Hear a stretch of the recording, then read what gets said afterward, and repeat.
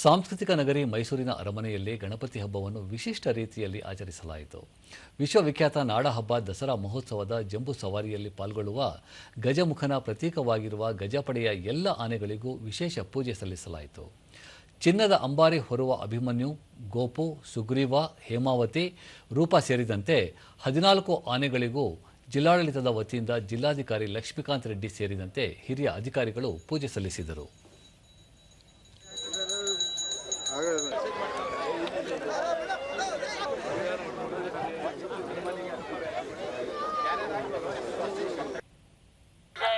ನಂತರ ಲಕ್ಷ್ಮೀಕಾಂತ ರೆಡ್ಡಿ ಗಣಪತಿ ಪ್ರತೀಕವಾಗಿರುವ ಗಜಪಡೆಗಳಿಗೆ ವಿಶೇಷ ಪೂಜೆ ಸಲ್ಲಿಸಲಾಗಿದೆ.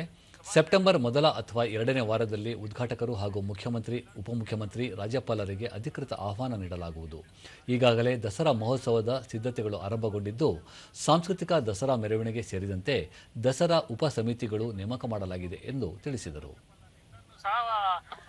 ಒಂದು ಗೌರವಪೂರ್ವಕವಾಗಿ ಇನ್ವೈಟ್ ಮಾಡಿ ಬರ್ತೇವೆ. ಸೆಪ್ಟೆಂಬರ್ ಫಸ್ಟ್ ವೀಕ್ ಅಲ್ಲಿ ಎಲ್ಲಾ ಕಾರ್ಯಕ್ರಮಗಳ ಪಟ್ಟಿನೂ ಫೈನಲ್ ಆಗುತ್ತೆ.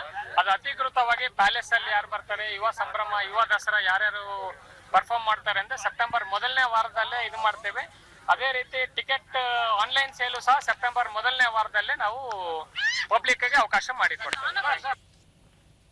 ಹಿರಿಯ ಅರಣ್ಯಾಧಿಕಾರಿ ಪ್ರಭುಗೌಡ ಈಗಾಗಲೇ ಮೊದಲ ಹಾಗೂ ಎರಡನೇ ತಂಡದ ಒಟ್ಟು 14 ಆನೆಗಳಿಗೆ ಪ್ರತಿದಿನ 2 ಬಾರಿ ಜಂಬೂ ಸವಾರಿ ಸಾಗುವ ರಾಜಮಾರ್ಗಗಳಲ್ಲಿ ತಾಲೀಮು ನಡೆಸಲಾಗುತ್ತಿದೆ.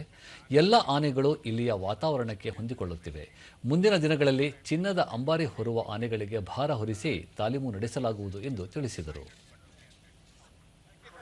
ಎಲ್ಲ ಆನೆಗಳು 14 ಆನೆಗಳು ಕೂಡ ನಮ್ಗೆ ಪ್ರಾಕ್ಟೀಸ್ ಅಲ್ಲಿ ಪಾಲ್ಗೊಳ್ತಾ ಇದಾವೆ. ಸೊ ಎಲ್ಲ ಆನೆಗಳ ಆರೋಗ್ಯ ಸ್ಥಿತಿ ತುಂಬಾ ಚೆನ್ನಾಗಿದೆ. ಮತ್ತೆ ನಮ್ಮ ತಾಲೂಕಿಗೆ ಮತ್ತೆ ಮಾವುತ ಹೇಳಿರ್ತಕ್ಕಂಥ ಎಲ್ಲ ಕಮಾಂಡ್ಗಳನ್ನು ಚಾಚು ತಪ್ಪದೆ ಪಾಲನೆ ಮಾಡ್ತಾ ಇದ್ದಾರೆ. ಅರಮನೆಯ ರಾಜ ಪುರೋಹಿತ ಪ್ರಹ್ಲಾದ್ ದಸರಾ ಮಹೋತ್ಸವದಲ್ಲಿ ಯಾವುದೇ ರೀತಿಗಳು ಆಗದಂತೆ ಗಣಪತಿಯ ಪ್ರತೀಕವಾಗಿರುವ ಎಲ್ಲ ಆನೆಗಳಿಗೆ ವಿಶೇಷ ಪೂಜೆ ಸಲ್ಲಿಸಲಾಗಿದೆ ಎಂದರು. ಪ್ರತ್ಯಕ್ಷ ಗಣಪತಿ ಅಂತ ಹೇಳುವ ಹಾಗೆ ಆನೆಗಳಿಗೆ ವಿಶೇಷ ಪೂಜೆ ಮಾಡಿದ್ದೀವಿ. ಆನೆಗಳನ್ನ ಕಾಲು ತೊಳೆದು ವಿಶೇಷವಾಗಿ ಆನೆಗೆ ಇಷ್ಟವಾದಂತಹ 21 ತರತರವಾದ ತಿಂಡಿಗಳು, ಎಲ್ಲಾ ತರ ಹಣ್ಣುಗಳನ್ನ ಕೊಟ್ಟು ವಿಶೇಷವಾಗಿ ಪೂಜೆ ಮಾಡಿದ್ವಿ. ಅಧಿಕಾರಿಗಳು, ಮಾವುತರು ಎಲ್ಲರೂ ಸೇರಿ ವಿಶೇಷವಾಗಿ ಪೂಜೆ ಮಾಡಿದ್ದಾರೆ.